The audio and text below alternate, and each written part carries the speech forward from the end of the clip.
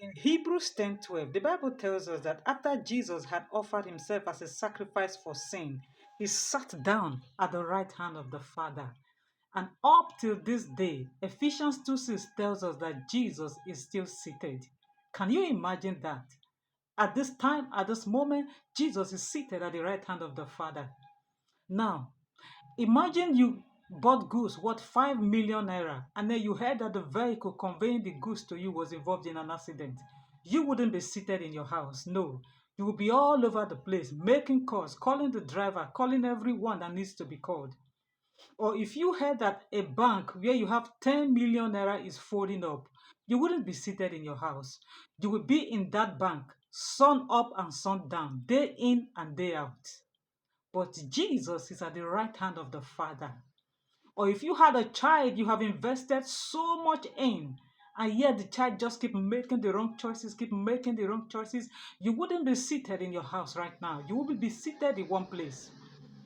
But Jesus, at this moment, is seated at the right hand of the Father.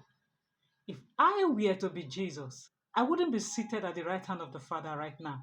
I would be all over the place. I would be pacing up and down in heaven, asking God, are you sure my sacrifice was enough? Are you sure? What do we do? Are you sure we don't need to offer any more sacrifice? Are you sure we don't need to do anything more? Look at the world.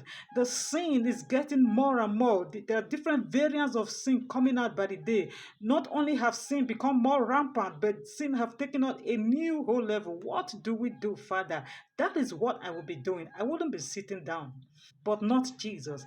Jesus is seated right now, knowing that he had paid the price, knowing that he has satisfied the requirements of the courts of the universe, knowing that his blood is enough, and knowing that everything happening is working after the counsel of God's own way.